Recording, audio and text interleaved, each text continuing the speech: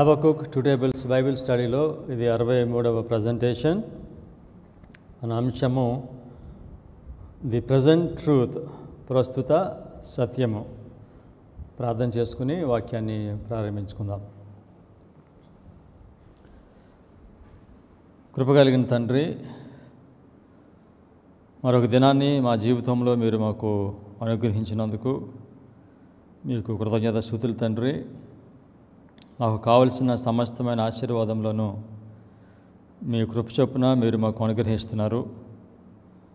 ఈ లోకము యొక్క చివరిలో మేము జీవిస్తూ ఉండగా ఈ కాలమునకు కావలసిన ప్రస్తుత వర్తమానాన్ని మీరు మాకు అనుగ్రహించారు తండ్రి. ఆ వర్తమానమును మేము నేర్చుకుంటున్నాము మీ కృపను బట్టి. ఈరోజు నేను బోధిస్తున్న వాక్యాన్ని మీరు దీవించండి. మీ మహిమ కొరకు పరిశుద్ధాత్మను నాకు అనుగ్రహించి మీ మహిమ కొరకు నన్ను వాడుకోనమని యేసుక్రీస్తు నామములో ప్రార్థన చేయించున్నాం తండ్రి, ఆమేన్. ది ప్రజెంట్ ట్రూత్, ప్రస్తుత కాలమునకు ఇవ్వబడిన సత్యము. నోవాహు కాలంలో ఆ కాలమునకు సంబంధించిన వర్తమానాన్ని దేవుడు ఇచ్చాడు. నోవాహు బోధించిన వర్తమానమును అంగీకరించడం పైనే వారి యొక్క భవిష్యత్తు ఆధారపడి ఉంది. వారు అంగీకరిస్తే రక్షించబడతారు, తృణీకరిస్తే వారు నాశనము అవుతారు. మనము బోధించే దాని గురించి చాలామంది మీరేం బోధిస్తున్నారు అని అడుగుతున్నారు. ఎవరైనా ఈ ప్రశ్న ఎప్పుడైనా మిమ్మల్ని అడిగితే ఈ విధంగా చెప్పండి: దేవుడు ప్రస్తుత కాలమునకు ఇచ్చిన వర్తమానమును మేము బోధిస్తున్నాం. ఈ వర్తమానం అంగీకరించడం పైనే మనిషి యొక్క గమ్యము ఆధారపడి ఉంది. కనుక ఈ వర్తమానము ఇది చాలా ప్రాముఖ్యమైనది.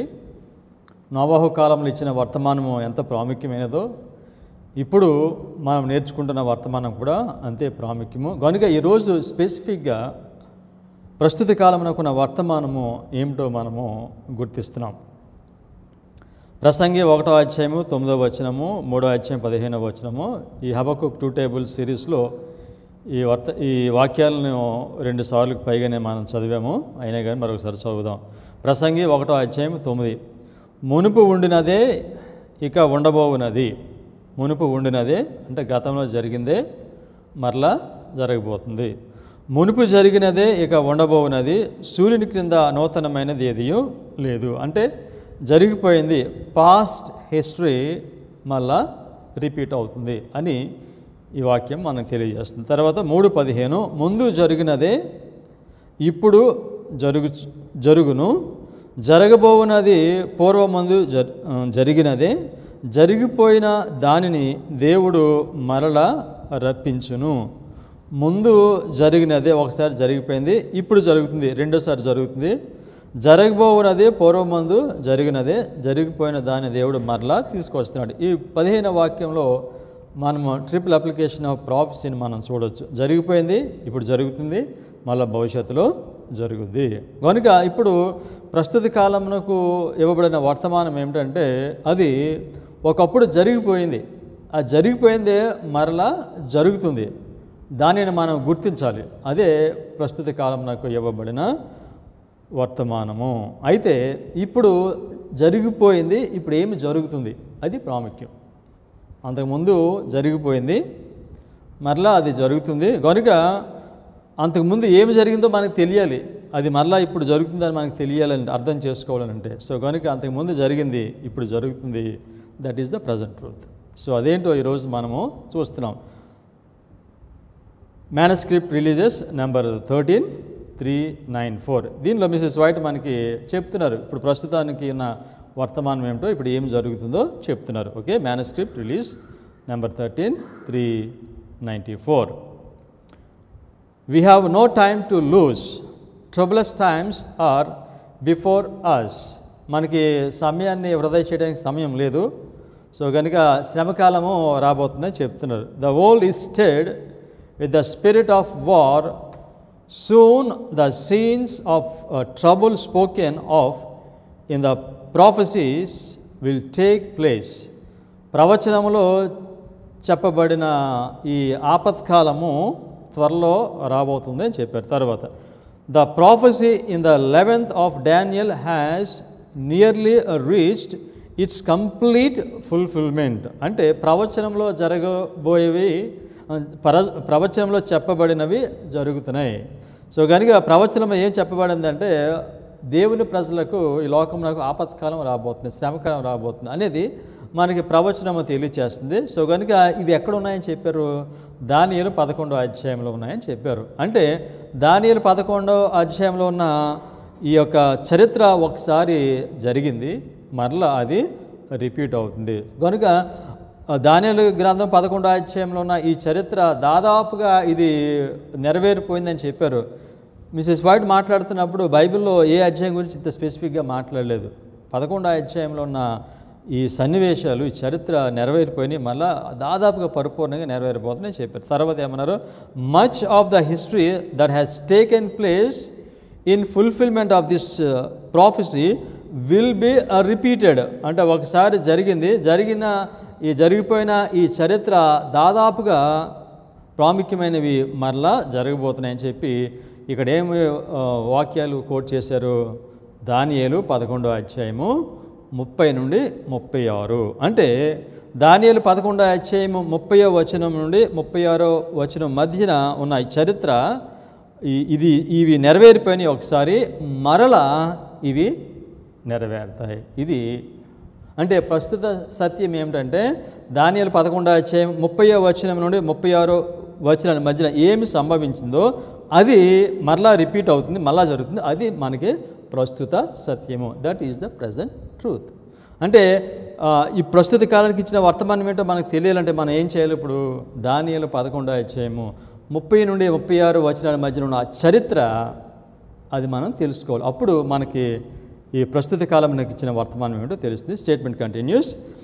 వి see evidence that Satan is fast obtaining the control of human minds who have not the fear of God before them. అపవాది దేవుని యందు ఎవరికైతే భయభక్తులు లేవో వారిని తన స్వాధీనం చేసుకుంటున్నాడు, లేకపోతే వారిని అదుపు చేస్తున్నాడు, దేవుని యందు భయభక్తులు లేని వారిని. Next, let all read and understand the prophecies of this book, for we are now entering upon the time of trouble spoken of. Scenes similar to those described in those words will take place.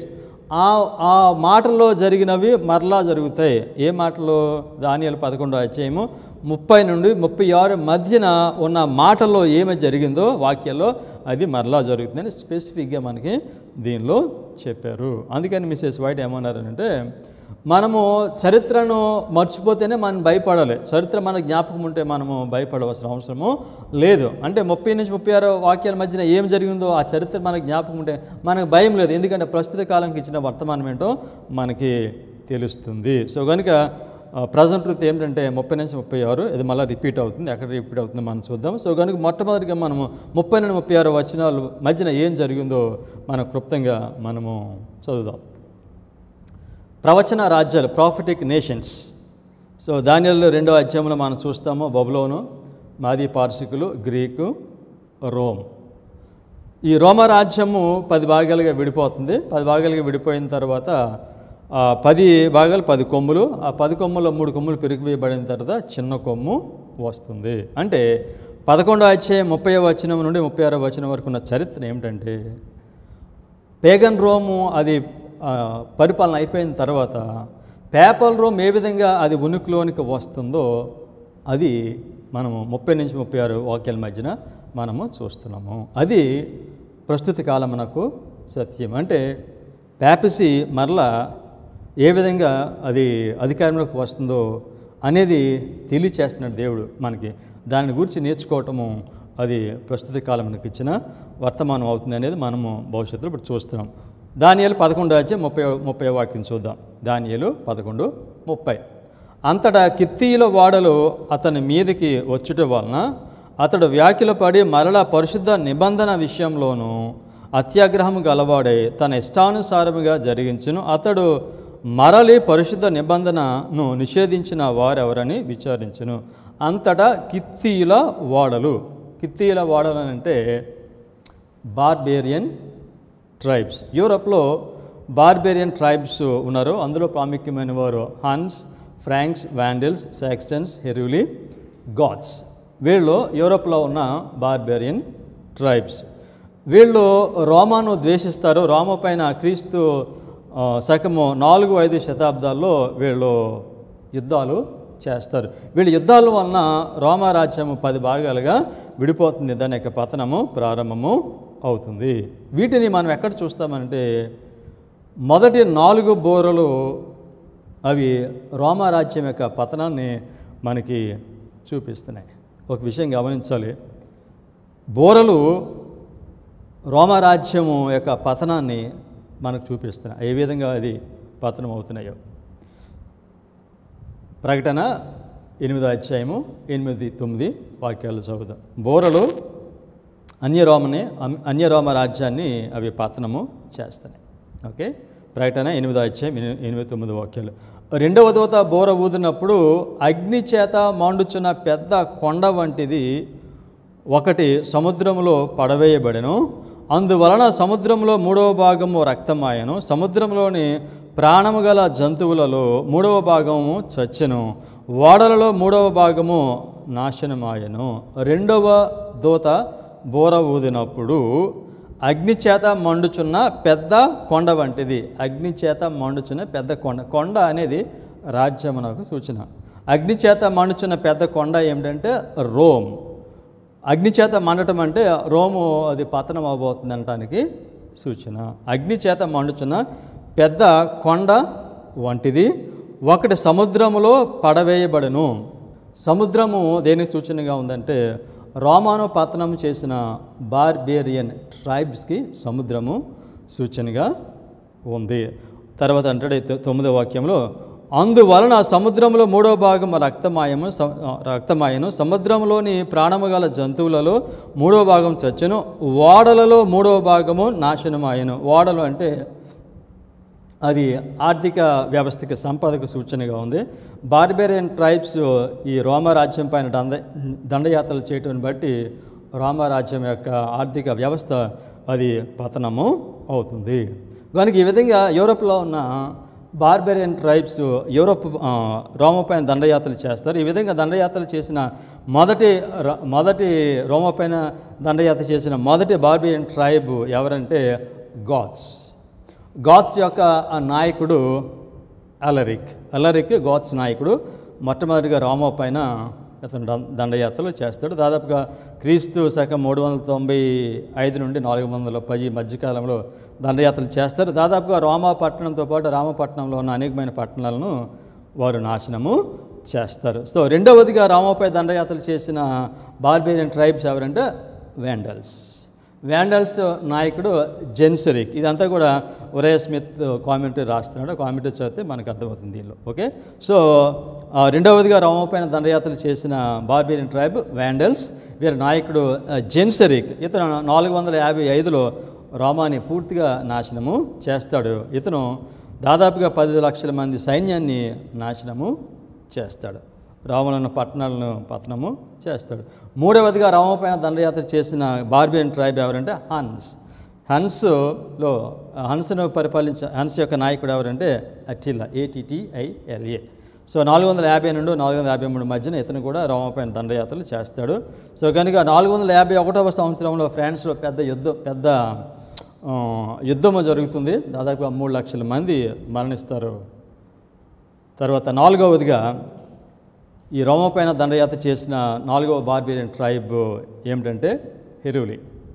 దీని యొక్క నాయకుడు ఒడియాసర్. So ఒడియాసర్ పశ్చిమ రోమా ప్రభుత్వమును చివరిగా 476 సంవత్సరంలో ఓడించి రోమా దేశాన్ని పరిపాలించే చక్రవర్తులు ఆ చక్రవర్తి అనే మాట లేకుండానే అతను చేస్తాడు. ఇక ఆ చక్రవర్తి అనబడు సూర్యుడు ఒడియాసర్ మీద యుద్ధం చేసినప్పుడు చక్రవర్తి యొక్క రోమా దేశం చక్రవర్తి యొక్క పరిపాలన పూర్తిగా అది ముగుస్తుంది. సో ఈ విధంగా బార్బేరియన్ ట్రైబ్స్ రోమా పైన యుద్ధాలు చేయటం, దండయాత్రలు చేయటాన్ని బట్టి వారి యొక్క పతనము మనము చూస్తాము. క్రీస్తు శకము 476 సంవత్సరంకి వచ్చేసరికి రోమా పట్టణము అది 10 భాగాలకు విడిపోతుంది. వారు రోమ చక్రవర్తుల పరిపాలన ముగిస్తుంది. దీనిని మనం దానియేలు 2వ అధ్యాయం మనం చూస్తాము. దానియేలు 2వ అధ్యాయంలో 10 కొమ్ములు, 10 ఆ విగ్రహానికి ఉన్న 10 ఏళ్ళు 10 రాజ్యాలని మనం అంతకుముందు దీన్ని గుర్తించాము. ఒకటి గమనించాలి, ఈ రోమా రాజ్యము పడిపోవటానికి కారణము ట్రంపెట్ సౌండ్. ఈ బోర శబ్దము ఈ రోమాని పడేసింది.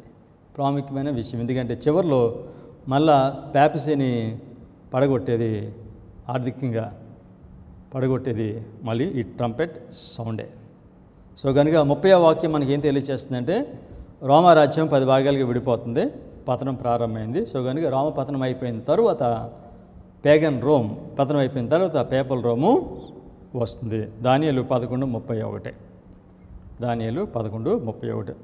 అతని పక్షమున సూర్యుడు లేచి పరిశుద్ధ స్థలపు కోటను అపవిత్రపరిచి అనుదిన బలి నిలిపివేసి నాశనము కలుగు చేయు హేయమైన వస్తువును నిలువబెట్టెదరు అతని పక్షమున. సో అంటే అతని పక్షం అంటే పోప్, ప్యాప్సీ పక్షాన సూర్యులు లేచి.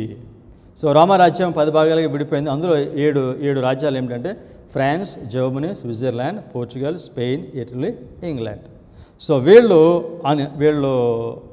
అన్య మతాన్ని అనుసరించేవాళ్ళు. సో కనుక ఫ్రాన్స్ క్లోవిస్ 496 సంవత్సరంలో తన భార్యను బట్టి, క్లోటిల్డా తన భార్య క్రైస్తవురాలు, తనను బట్టి తను క్రైస్తవుడు అవుతాడు. మొట్టమొదటిగా ఈ 7 రాజ్యాల్లో మొదటి రాజు ఫ్రాన్స్ తన యొక్క సివిల్ పవర్ని ఆయన పోప్కు ఇవ్వటం ప్రారంభిస్తాడు. సో కనుక ఫ్రాన్స్ ఏ విధంగా అయితే అధికారాన్ని ఇచ్చిందో మిగతా వాళ్ళందరూ కూడా వాళ్ళు కూడా అన్యమతత్వాన్ని విడిచిపెట్టి వాళ్ళు కూడా క్రైస్తవులు అవుతారు. ఈ విధంగా చివరిగా అన్యమతత్వాన్ని అంగీకరించిన వాళ్ళు ఎవరంటే వాళ్ళు సాక్సన్స్, సో ఇంగ్లాండ్ దేశం అన్నమాట. సో కనుక 496 సంవత్సరంలో పోపు ఆయన అధికారం రావడానికి అది ప్రారంభము మెట్టు. ఇది ఎంత ప్రారంభం అంటే క్లోవిస్ తన యొక్క సివిల్ పవర్ని పోప్కి ఇవ్వటం, దీనికి ఉన్న ప్రాముఖ్యత ఎంత ప్రాముఖ్యత అంటే 496 సంవత్సరంలో క్లోవిస్ బాప్తిసం తీసుకుంటే 1500 సంవత్సరాల తర్వాత అంటే 1996లో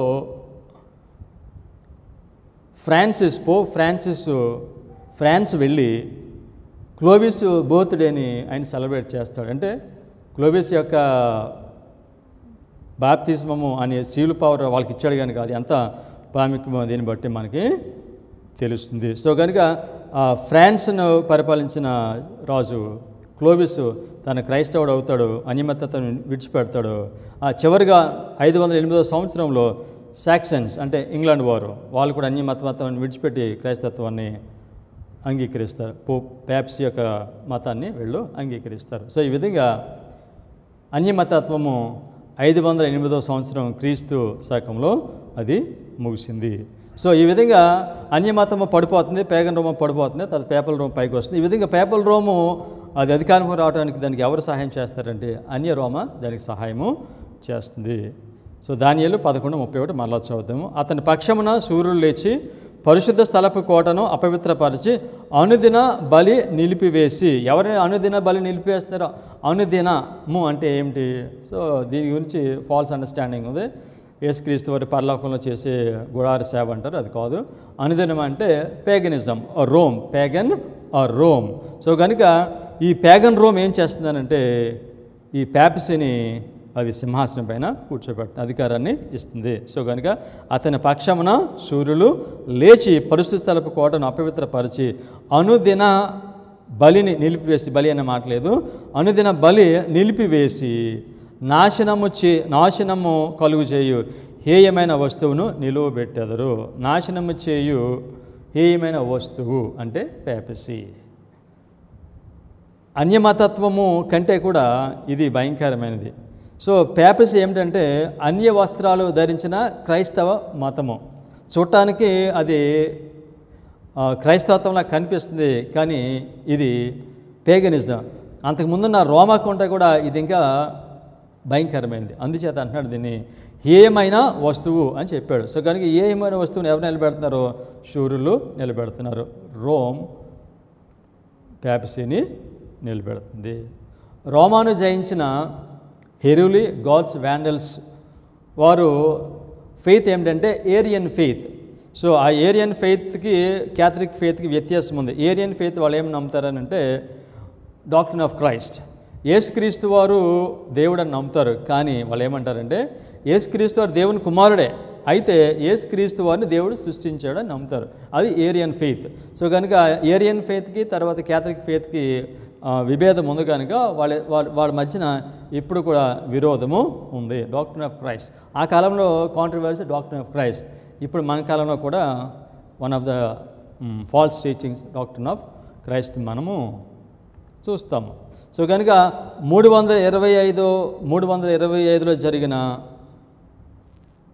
నైస్య సభలో డాక్ట్రిన్ ఆఫ్ క్రైస్ట్ అనే ఈ బోధ తప్పుడు బోధ అని రోమన్ క్యాథలిక్ వారు స్పష్టంగా నిర్ధారించి చెప్పేశారు. అందుచేత ఏరియన్ ఫెయిత్కి క్యాథలిక్ ఫెయిత్కి ఎప్పుడు కూడా విభేదం ఉంది, వాళ్ళ మీద యుద్ధాలు జరుగుతూ ఉంటాయి. సో కనుక ఇప్పుడు పేపల్ రోమ్ అది పూర్తిగా అధికారంలోకి రావాలని అంటే ఇక్కడ మనం చూసినట్లుగా హెరులి, గాల్స్, వ్యాండల్స్ వారు తృణీకరిస్తున్నారు, వ్యతిరేకిస్తున్నారు ఈ పేపసీ అధికారంలోకి రాకుండా. సో కనుక ఈ మూడింటిని కూడా నాశనం అయిపోతే అప్పుడు పేపసీ అధికారంలోకి వస్తుంది. అందుచేత హెరులి, గాల్స్, వ్యాండల్స్ని పేగన్ రోమ్ పేపసీ కొరకు జయించి పూర్తిగా 538 సంవత్సరంలో ఆ సింహాసనం పైన కూర్చోబెడుతుంది. సో కనుక 493లో హెరులిని జయిస్తుంది, 533లో వ్యాండల్స్ని జయిస్తుంది, 538లో గాడ్స్ను జయిస్తుంది.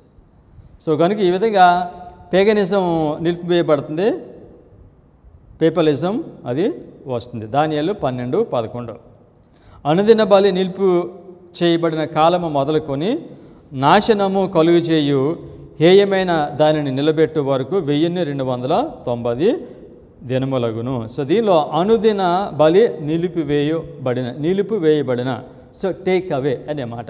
సో ఈ టేక్ అవే అనే మాటకి హీబ్రూలో ఉపయోగించిన మాటము సర్, SUR, సర్ అంటే రిమూవ్. సో అన్యమతత్వంను తీసివేయడం అని చెప్పాడు. సో కనుక అన్యమతత్వం తీసివేయబడిన తర్వాత ఏం జరుగుతుంది? నాశనం కలుగజేయ హేయ వస్తువు నిలవబెట్టబడుతుంది తీసివేయబడిన తర్వాత అని చెప్పాడు. సో తర్వాత దానియేలు 8:11 వాక్యంలో సో నిలిపివేయబడటం అనే మాట ఉపయోగించినప్పుడు ఇక్కడ సర్ అనే మాట ఉపయోగించలేదు, రోమ్ అనే మాట దానియేలు ఉపయోగించాడు. దానియేలు 8:11 ఆ సైన్యం యొక్క అధిపతికి విరోధంగా తన్ను హెచ్చించుకొని అనుదిన బలియర్పణను నిలిపివేసి ఆయన ఆలయమును పడద్రోసెను. సో ఇక్కడ అనుదిన బలి అర్పణ నిలిపివేసి అనే మాట చెప్పాడు. నిలిపివేసి అనే మాట ఉపయోగించినప్పుడు రమ్ అనే మాట ఉపయోగించాడు. దీని గురించి మనం డైలీ గురించి ఇంకా పూర్తిగా దీని గురించి చదువుకోబోతున్నాం భవిష్యత్తులో, అప్పుడు దీని గురించి మరింత వివరంగా మనము తెలుసుకుందాము. రమ్ అంటే అర్థం ఏమిటంటే to lift and exalt.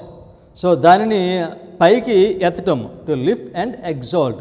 So కనుక సర్ అంటే తీసివేయటం. పేగనిజం వెళ్ళిపోయిన తర్వాత పేపలిజం వస్తుంది, దట్ ఈస్ సర్. రమ్ అంటే పేగనిజాన్ని ఎగ్జాల్ట్ చేయటం అనమాట. సో కనుక అన్య రోమ రాజ్యం కంటే కూడా పేపల్ రోమ్ అది చాలా డేంజరస్.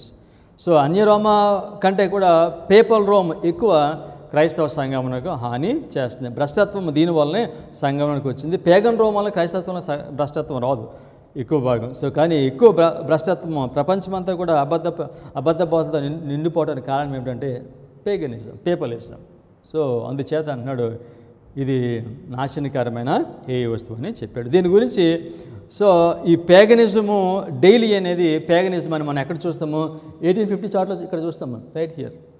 1850 చార్ట్లో మన పైనీర్స్ రాశారు అనుదినము అనేది పేగనిజం అని, రోమ్. సో ఇప్పుడు ప్రస్తుతము అడ్వెంటిజంలో గ్రేట్ కాంట్రవర్సీ ఏంటంటే పేగనిజం అనుదినం అని అంటే యేసుక్రీస్తు వారి పరలోకంలో చేసే వాళ్ళు పరిచర్య అని వాళ్ళు నమ్ముతున్నారు. అది ఎంత మాత్రం కూడా వాస్తవం కాదు. ఆ విధంగా నమ్మితే వచ్చే ప్రమాదం ఏంటో మనము భవిష్యత్తు ప్రజెంటేషన్స్లో మనం నేర్చుకోబోతున్నాము. సో దానియేలు 11వ అధ్యాయము 32-33 చదువుదాం. సో ఎందుకు ఈ వాక్యాలు చదువుతున్నాం మనం? దానియేలు 30 నుంచి 11 అధ్యాయం 30 నుంచి 36 ఉన్న వాక్యాలు ఎందుకు చదువుతున్నాం? అవి మళ్ళీ రిపీట్ అవుతాయి, అది ప్రజెంట్ ట్రూత్, అందుకని మనం చదువుతున్నాం. ఓకే, సో కనుక 30 వాక్యంలో పేగనిజం పడిపోవటం మనం చూస్తున్నాము. 31వ వాక్యంలో అది ఏ విధంగా ఉనికిలోనికి వస్తుందో అది మనం చూస్తున్నాము. అది ఉనికిలోనికి వచ్చిన తర్వాత ఏం జరుగుతుందో తర్వాత వాక్యాలు మనకి తెలియజేస్తున్నాయి. దానియేలు 11, 32, 33. అందుకు అతడు ఇచ్చకపు మాటలు చెప్పి నిబంధన అతిక్రమించు వారిని వశపరుచుకునను. అయితే తమ దేవుని నెరుగువారు బలము కలిగి గొప్ప కార్యములు చేసెదరు. జనములో బుద్ధిమంతులు అనేకులు బోధించుదురు, కానీ వారు బహుదినములు ఖడ్గము వలనను అగ్ని వలన కృంగి చెరపట్టబడి హింసింపబడి దోచబడుదురు. సో ఏమని చెప్పాడు దీనిలో? అయితే దేవుని నెరుగువారు బలము కలిగి గొప్ప కార్యములు చేసేదరు. ఎవరు వీళ్ళు? దేవుడు నెరిగిన వాళ్ళు. సో మనకు తెలుసు, పేపస్ అధికారంలోకి వచ్చిన తర్వాత 1260 సంవత్సరాలు పరిపాలన చేస్తుంది. ఈ 1260 సంవత్సరాల కాలంలో క్రైస్తవ సంఘమును మత భ్రష్టత్వంలోనికి నడిపించి ఈ విధంగా తప్పుడు బోధలు బోధిస్తూ ఉన్నప్పుడు వారికి ఎదురు తిరిగిన వాళ్ళు ఉన్నారు, సత్యం కొరకు నిలబడిన వారు ఉన్నారు. అందులో ఒకరు ఎవరంటే ప్యూరిటన్స్. ఈ ప్యూరిటన్స్ ఇంగ్లాండ్లో ఉంటారు. ఇంగ్లాండ్ చర్చ్ ఇంకా ప్యూర్గా ఉండాలని వీళ్ళు పోరాటం చేస్తారు. సో కనుక వీళ్ళు సత్యం కొరకు నిలబడతారు. అందుకే చెప్పాడు దీనిలో, దేవుని ఎరుగున వారు బలము కలిగి గొప్ప కార్యములు చేసేదారు. ఈ విధంగా సత్యం కొరకు ఇంగ్లాండ్లో ఈ ప్యూరిటన్స్ నిలబడతారు. చర్చ్ ఇది అపాస్టసీలో ఉంది, దీనికి పవిత్రత పరిశుద్ధత కావాలి అని సత్యాన్ని ఎత్తిపట్టుకుని వీళ్ళు బోధిస్తారు. సో కనుక వీళ్ళని పేపసీ హింసిస్తుంది. అందుకే వాళ్ళు ఏం చేస్తారు చెప్పాడు, జనములో బుద్ధిమంతులు అనేకులు బోధించుదురు, కానీ వారు బహుదినములు ఖడ్గం వలన అగ్ని వలన కృంగి చెరపెట్టబడి హింసింపబడి దోషపడుదురు. కనుక ఈ విధంగా సత్యం కొరకు నిలబడిన ఈ ప్యూరిటన్స్ని రోమన్ క్యాథలిక్ పేపసీ హింసిస్తుంది. అంటే ఒకసారి వారు అధికారంలోకి వచ్చిన తర్వాత ఏం జరుగుతుందంటే దేవుని ప్రజలను హింసిస్తారు. అందుకనే మిసెస్ వైట్ మాట్లాడుతూ ఉన్నారు, ట్రబులస్ టైమ్స్ కమింగ్ అని చెప్పారు. శ్రమకాలం ఆపత్కాలం వస్తుంది. ఎందుకనంటే పేపసీ మరలా ఉనికిలోకి వచ్చిన తర్వాత దేవుని ప్రజలకు ఆపద కలుగుతుంది. అందుకే టైం లేదని మనకి ఇక్కడ చెప్తున్నారు. సో కనుక దీనిలో 1260 years కాలంలో పేపసీ ఏం చేస్తుందో ఈ 32, 33 వాక్యాల ద్వారా మనకి తెలుస్తున్నాయి. ఓకే, 16, 17 శతాబ్దాల్లో ఈ విధంగా ప్యూరిటన్స్ వారు సత్యం కొరకు నిలబడ్డారు. వాళ్ళు హింసను తప్పించుకోవడం కొరకు వారు అమెరికా దేశానికి వెళ్ళిపోతారు, వాళ్ళు కాలనీస్గా ఏర్పడతారు. వీళ్ళు అమెరికా దేశం ఫామ్ చేయడంలో వీళ్ళు ప్రాముఖ్యమైన ప్రజలు అవుతారు. దానియేలు 11 అధ్యాయం 34, 35. వారు కృంగిపోవు సమయమందు వారికి స్వల్ప సహాయము దొరుకును. వాళ్ళు కృంగిపోయే కాలమందు వాళ్ళకి స్వల్ప సహాయం దొరుకునంటే వాళ్ళు ఎక్కడికి పారిపోయారు? అమెరికా దేశానికి పారిపోయారు. ఆ ల్యాండ్ వాళ్ళకి సహాయం అనమాట. అయితే అనేకులు ఇచ్చకపు మాటలు చెప్పి వారిని హత్తుకొందురు, కానీ నిర్ణయకాలం ఇంకా రాలేదు కనుక అంత్యకాలం వరకు జనులను పరిశీలించుటకును పవిత్ర పరుచుటకును బుద్ధిమంతులలో కొందరు కూలుదురు. సో కనుక దేవుని ప్రజలు అనేక మంది కూలుతారని దీనిలో చెప్తున్నాడు. 36వ వాక్యం దానియేలు 11:36. ఆ రాజు ఇష్టానుసారముగా జరిగించి తన్ను తానే హెచ్చించుకొనుచు అతిశయపడను, ప్రతి దేవత మీదను దేవాది దేవుని మీదను గర్వముగా మాట్లాడుచు ఉగ్రత సమాప్తి యగు వరకు వృద్ధి పొందును, అంతటా నిర్ణయించినది జరుగును. సో ఈ విధంగా పేపసీ అధికారంలోకి వచ్చిన తర్వాత 1260 సంవత్సరాల కాలం తాను ఇష్టానుసారంగా చేస్తుంది. అందరి దేవుళ్ళ కంటే గొప్పగా తాను హెచ్చించుకుంటుంది. అయితే ఏమని చెప్పంటే 36వ వాక్యంలో ఉగ్రత సమాప్తి యగు వరకు వృద్ధి పొందును. ఎంతకాలం ఈ విధంగా పేపసీ తన ఇష్టానుసారంగా చేస్తుందంటే ఉగ్రత సమాప్తమగు వరకు, అంటే 1260 years కాలము పూర్తయ్యే వరకు ఈ విధంగా చేస్తుంది. అయితే ఈ 1260 సంవత్సరాల కాలం పూర్తి అయిపోయిన తర్వాత పేపసీకి చావు దెబ్బ తగులుతుంది. సో అంటే ఉగ్రత సమాప్తమగు వరకు వృద్ధి పొందును. ఎప్పటి వరకు?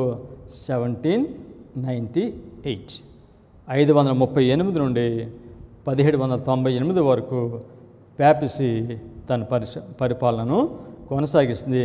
1798లో పేపసీకి చావు దెబ్బ తగులుతుంది. సో కనుక చావు దెబ్బకి తగిలిన తర్వాత మరలా ఈ చావు దెబ్బ మానిపోతుంది. ఈ చావు దెబ్బ మానిపోవటము ఎక్కడ చూస్తాం మనం?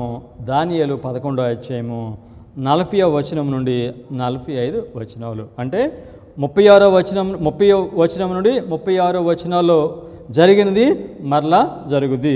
పెప్సీకి చావు దెబ్బ తగలటం అక్కడ మనం చూస్తాము 36వ వాక్యంలో.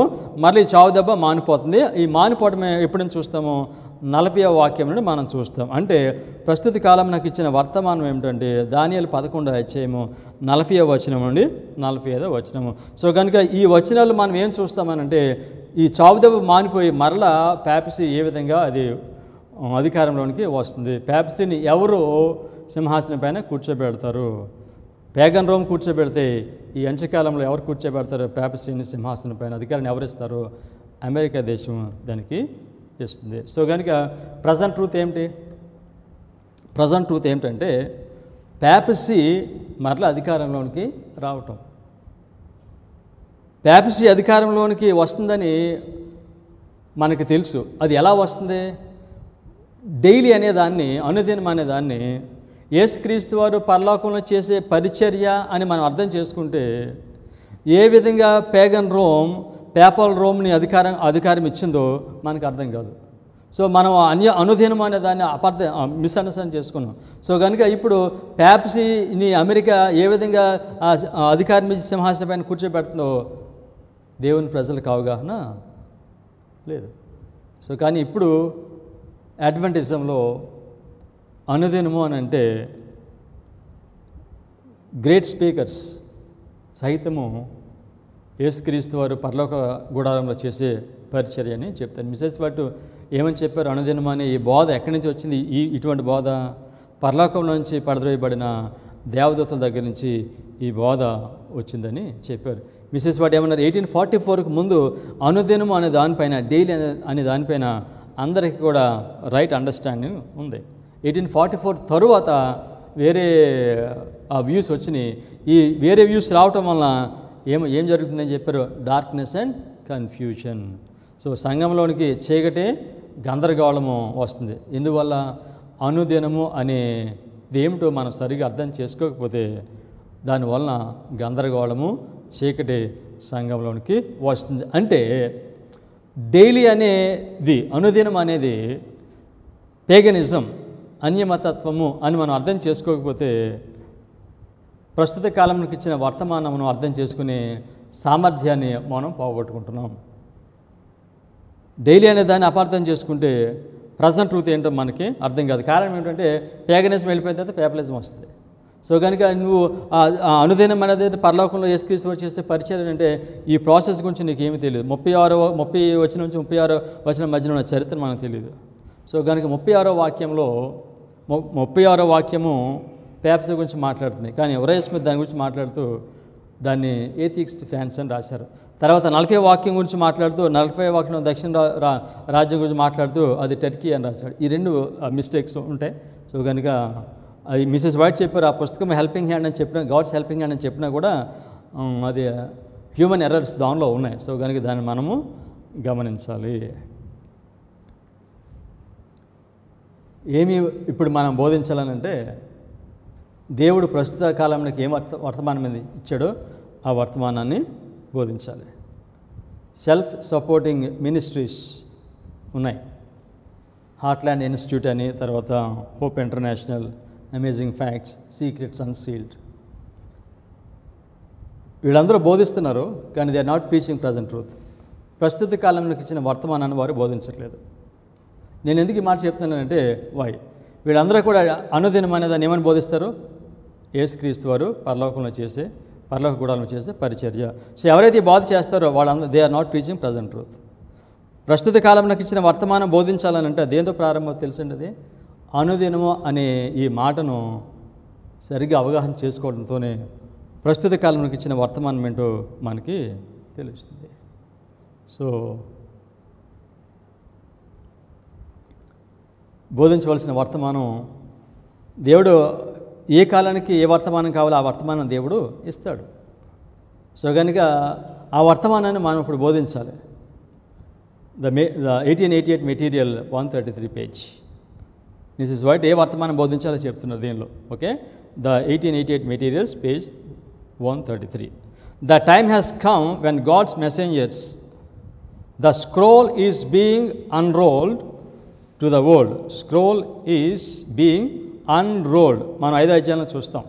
ఓకే, ఈ విధంగా 6వ అధ్యాయంలో ఈ యొక్క స్క్రోల్ విప్పటం ప్రకటన. తర్వాత instructors in our school should never be bound about by being told that they are to teach only what has been taught either to.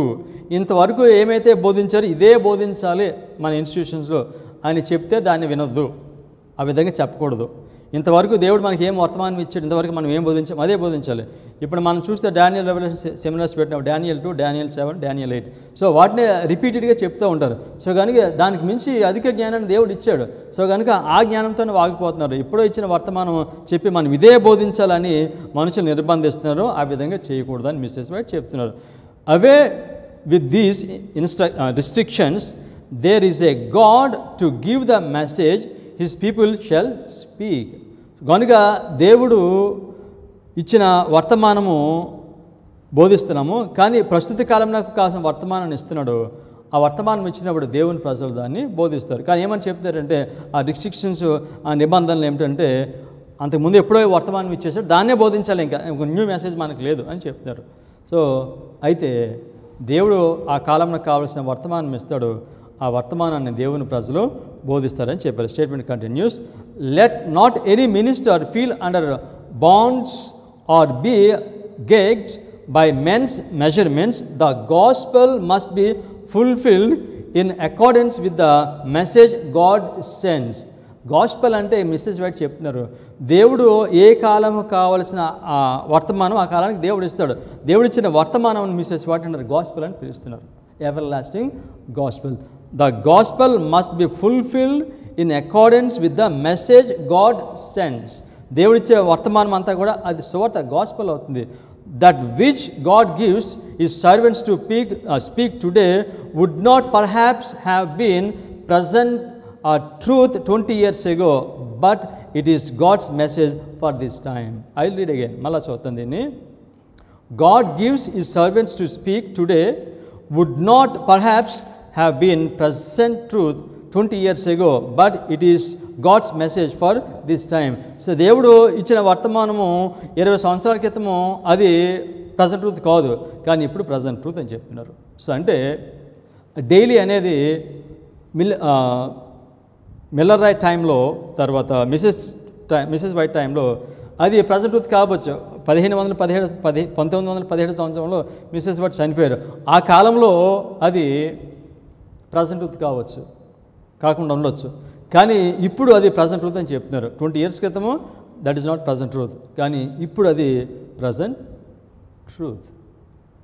Okay, so అది మిసెస్ వైట్ ఇక్కడ తెలియచేస్తారు. సో డైలీ అనేది అప్పుడు present truth కాదు, కానీ ఇప్పుడు ఏంటది present truth. అప్పుడు only అది సింప్లీ ట్రూత్, కానీ ఇప్పుడు దట్ ఈస్ ప్రజెంట్ ట్రూత్. ఈ డైలీతో ఏ ప్రాఫెసీస్ కనెక్ట్ అయి ఉన్నాయి? 1290 ప్రాఫెసీ, 1335 ప్రాఫెసీ, తర్వాత 1260 ప్రాఫెసీ, 2520 ఆల్సో.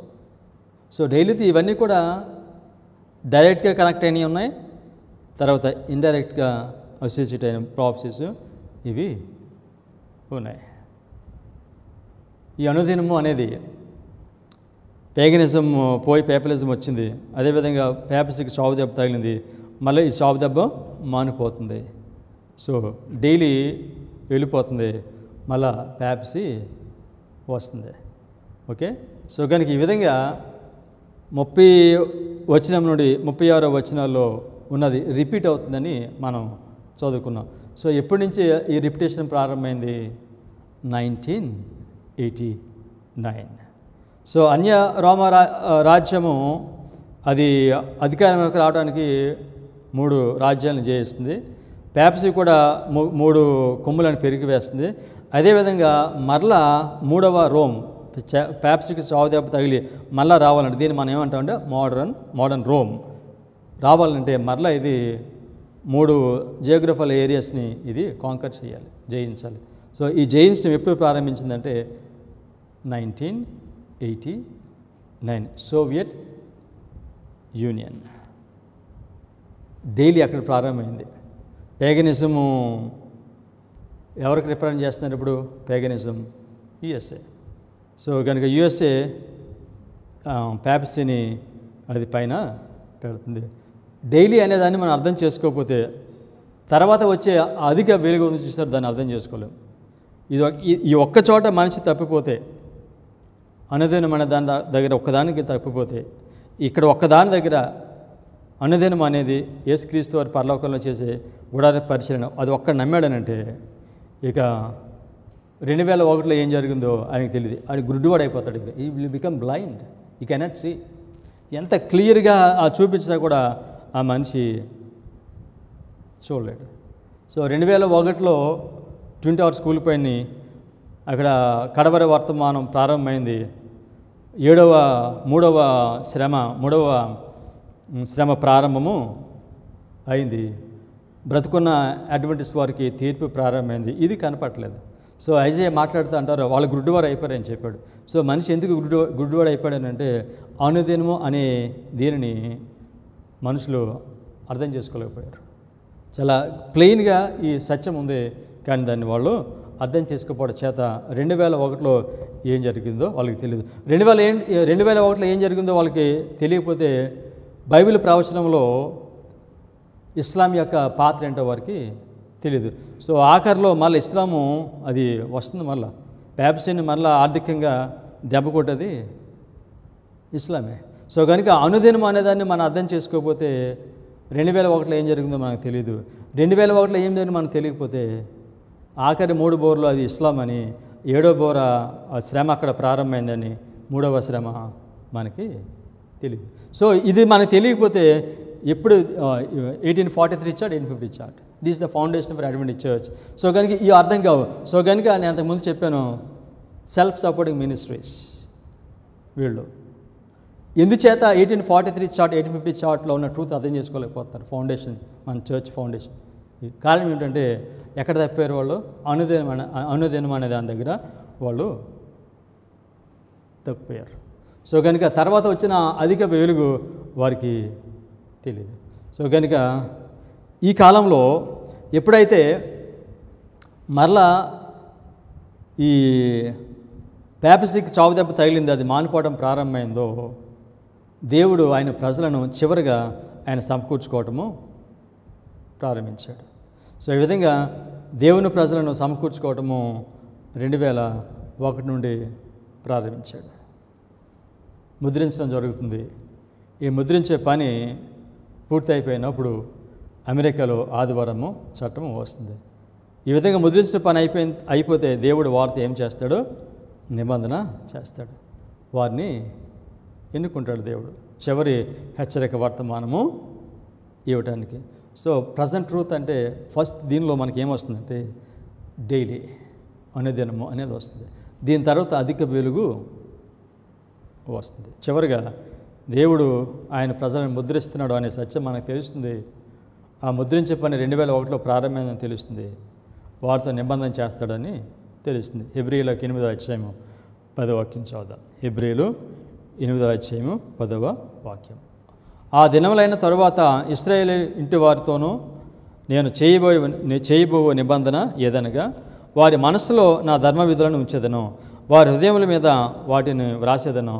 నేను వారికి దేవుడినై ఉందును, వారు నాకు ప్రజలై ఉందురు.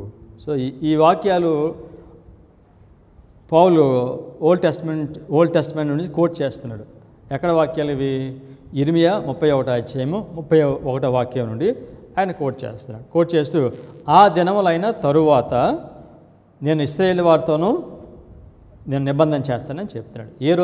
ఏ దినములు అయిపోయిన తర్వాత? ఆ దినములు అయిపోయిన తర్వాత అంటే 2300 days 25-20 ఈ 2 ప్రవచనాలు ముగిసిన తర్వాత ఈ రెండు ప్రవచనాలు ఎప్పుడు ముగుస్తున్నాయి? 1844 ఆ దినములు అయిపోయిన తర్వాత అంటే 1844 తర్వాత నేను నిబంధన చేస్తున్నాను. సో వాళ్ళతో చెప్పాడు మీద నిబంధన చేస్తాను. అది ఎవరికి వర్తిస్తుంది చూస్తున్నాం మనం ఇక్కడ. సో కనుక ఆ దినములు అయిపోయిన తర్వాత 2 time prophecies 25-20 2300 days ఆ కాలంలో అయిపోయిన తరువాత నేను నిబంధన చేస్తాను. సో ఆ కాలం అయిపోయిన తర్వాత దేవుడు ఒక జనాంగాన్ని ఎన్నుకున్నాడు, వారితో దేవుడు నిబంధన చేశాడు. సో అదే ఆ నిబంధనలోంచి వాళ్ళు పడిపోతారు, మళ్ళీ వాళ్ళతో నిబంధన చేస్తారు. వాక్యం 8వ అధ్యాయము 11, 12. వారిలో ఎవడనో ప్రభువుని తెలుసుకొనడని తన పట్టణస్థునికైనను తన సహోదరునికైనను ఉపదేశము చేయడు. వారిలో చిన్నలు మొదలుకొని పెద్దల వరకు అందరూ నన్ను తెలుసుకుందరు. నేను వారి దోషముల విషయమై దయ కలిగి వారి పాపములను ఇక ఎన్నడను జ్ఞాపకము చేసుకొనని ప్రభువు సెలవిచ్చుచున్నాడు. సో ఈ నిబంధన చేసే కాలంలో ఆయన ఏమంటున్నాడనంటే, నేను వారి దోషముల విషయమై దయ కలిగి వారి పాపములను ఇకను ఎన్నడను జ్ఞాపకము చేసుకోను. సో కనుక దేవుడు నవీన ఇశ్రాయేలుతో ఆయన నిబంధన చేసినప్పుడు పరిశీలన తీర్పు ప్రారంభమైంది. ఆ పరిశీలన తీర్పులో ఏం చేస్తాడనంటే వారి పాపములను కొట్టేస్తాడు. నేను ఎప్పటికి కూడా నేను జ్ఞాపకం చేసుకోనని నిబంధన చేసే సమయంలో వారి పాపములను కొట్టేస్తాడు. సో కనుక ఇప్పుడు మరలా నవీన ఇశ్రాయేలుతో మళ్ళీ ఆయన నిబంధన చేయబోతున్నాడు. మళ్ళా కాలంలో దేవుడు ఏం చేస్తాడు, వారి పాపములను కొట్టేస్తాడు.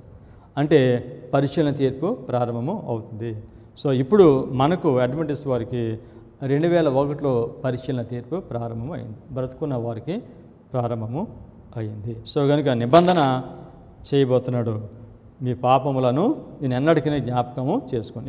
ఎప్పుడైతే ఆ గ్రంథంలోంచి మన పాపములు కొట్టివేయబడతాయో ఇక వాటి అన్నిటికీ దేవుడు జ్ఞాపకము చేసుకున్నాడు. అంటే 2001 సంవత్సరం నుండి పరిశీలన తీర్పు జరుగుతుంది. సో కనుక 13వ వాక్యం, ఆయన క్రొత్త నిబంధన అని చెప్పుట చేత మొదటిది పాతదిగా చేసి ఉన్నాడు. ఏది పాతగిలి ఉడిగిపోవునో అది అదృశ్యమగుటకు సిద్ధముగా ఉన్నది. సో కనుక నేను మీతో నిబంధన చేస్తాననేది ఇది ఎవరికి చూపిస్తుందంటే చివరిగా 144,000 మందితో చేయబోయే నిబంధనకు ఇది సూచనగా ఉంది. సో కనుక 144,000 మందితో దేవుడు నిబంధన చేస్తున్నాడు. ఈ నిబంధనలో మనం ఉండాలంటే 144,000 మందిలో మనం ఉండాలంటే మనం ఏం తెలుసుకోవాలంటే ఏ విధంగా పేపసీకి చావు దెబ్బ మానిపోయి అది మళ్ళీ అధికారంలోకి వస్తుందో మనము తెలుసుకోవాలి. దీన్ని ఏమన్నాడంటే మృగమునకు ప్రతిమ. ఈ మృగమునకు ప్రతిమ అనేది ఇది present truth. So Mrs what ఒక స్టేట్మెంట్ చెప్తారు, తర్వాత నెక్స్ట్ ప్రజెంట్లో ఆ స్టేట్మెంట్ మనం చదువుతాము. ఆ స్టేట్మెంట్ ఏమన్నారంటే ఎప్పుడైతే ఆ మృగమునకు ప్రతిమ చేయడం జరుగుతుందో దేవుని ప్రజలకు కృపకాలం ముగుస్తుందని చెప్పారు. ఎప్పుడు ముగుస్తుంది కృపకాలం దేవుని ప్రజలకు? ఆ మృగము నాకు ప్రతిమ చేయబట్టం అయిపోతే దేవుని ప్రజలకు కృపకాలం ముగుస్తుంది. ఈ మృగం నాకు ప్రతిమ చేయడం ఎప్పుడు ప్రారంభమైంది? 1989లో ప్రారంభమైంది. అది ఎప్పుడు ముగిస్తుంది? ఆదివారం చట్టం వచ్చినప్పుడు ముగిస్తుంది. అంటే ఆదివారం చట్టం వచ్చినప్పటికీ దేవుని ప్రజలకు కృపకాలము ముగుస్తుంది. కనుక ప్రస్తుత కాలంలోకి ఇచ్చిన వర్తమానం ఏమిటంటే డైలీ పేగనెస్. దీన్ని అర్థం చేసుకుంటేనే మిగతా అధికమైన వెలుగు మనకి వస్తుంది. 30వ వాక్యం నుండి 36 వాక్యాలు రిపీట్ అవుతున్నాయి. ఎక్కడ 40వ వాక్యం నుండి 45 వాక్యాల్లో రిపీట్ అవుతున్నాయి. This is the present truth. చివరి 6 వాక్యాలు అర్థం చేసుకోవాలంటే ఏం అర్థం చేసుకోవాలి? అనుదినము అనేది ఏమిటో అర్థం చేసుకోవాలి. అనుదినము అదేమైందో అర్థం చేసుకోకపోతే దానియేలు 11వ అధ్యాయము చివరి 6 వాక్యాలు ఏముందో బ్లాంక్ అయిపోద్దామండి, ఏమి తెలియదు ఇంకా. So this is the problem we have in Adventist church now. 40వ వాక్యం నుంచి 45 వాక్యాల మధ్యన ఉన్న ఈ చరిత్ర, ఈ ప్రాఫెసీస్ మీద ఇటువంటి అవగాహన లేదు. అందుకే మిసెస్ వైట్ అన్నారు, దానియేలు 11వ అధ్యాయంలో ఉన్న ఈ చరిత్ర అంతా కూడా నెరవేరిపోయింది, ఇది పరిపూర్ణంగా పూర్తిగా ఇది నెరవేరిపోవడానికి సిద్ధంగా ఉందని చెప్పారు. సో డైలీ అనేదాన్ని మనం అబద్ధం చేసుకోవడం ద్వారా ప్రవచన సారాన్ని ప్రక్కన పెడుతున్నాం. ప్రస్తుత కాలంలోకి ఇచ్చిన వర్తమానాన్ని మనము తృణీకరిస్తున్నాం. ప్రస్తుత కాలంలోకి ఇచ్చిన వర్తమానాన్ని అర్థం చేసుకునే ఈ సామర్థ్యాన్ని మనుషులు కోల్పోతున్నారు. క్లాసిక్ ఎగ్జాంపుల్, క్లాసిక్ డిసెప్షన్ ఏమిటంటే డైలీ బైబిల్ పండితులతో సహా ఇక్కడ వీరు తప్పిపోయారు. తర్వాత ప్రజెంటేషన్లో ఎటువంటి మోసము మనకి రాబోతుందో ఈ ఒక అనుదినం అనే దాన్ని మనం అర్థం చేసుకోకపోతే దాని గురించి మనము నేర్చుకోబోతున్నాం. సో కనుక ప్రజెంట్ ట్రూత్ ఈజ్ డైలీ, అనుదినము. అక్కడి నుంచి అధిక వెలుగు మనకి వస్తుంది. అక్కడ తప్పిపోయామంటే ఇంక అన్నిటిలో తప్పిపోతాం. ప్రార్థన చేసుకుందాం.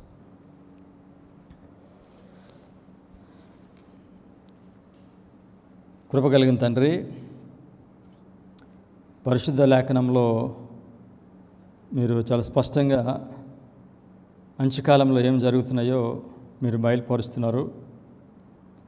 మీ సేవకులను ఎన్నుకున్న తండ్రి, వాటిని మీ ప్రజలకు వివరించినట్లు వారికి పరిశుద్ధాత్మని మీరు అనుగ్రహించారు. ఓ ప్రభా, చివరిగా అడ్వెంటిస్ట్ వరకు వచ్చే మొదటి పరీక్ష అనుదినము అనేది ఈ యొక్క సత్యాన్ని అర్థం చేసుకోవటం. దీనిలో తప్పిపోతే తర్వాత దేవుడిచ్చే అధిక వెలుగులో కూడా మేము తప్పిపోతాం. అందుచేత తండ్రి, మీ ప్రజలు ఎక్కడైతే ఉన్నారో వారు ఈ వర్తమానాన్ని వింటారో దాన్ని అంగీకరిస్తారు. అందుని బట్టి మీకు కృతజ్ఞత స్తుతులు మేము చెల్లిస్తున్నాము. మీరు ఇచ్చిన వెలుగు ప్రకారం మేము జీవించడానికి, ఇతరులకు దాన్ని బోధించడానికి మాకు విశ్వాసమును, వినయమును, విధేయతను మీరు మాకు అనుగ్రహించి మమ్మల్ని మీ మహిమ కొరకు మీరు వాడుకోనమని మీ కుమారుడైన యేసుక్రీస్తు నామములో ప్రార్థన చేయుచున్నాం తండ్రి. ఆమేన్.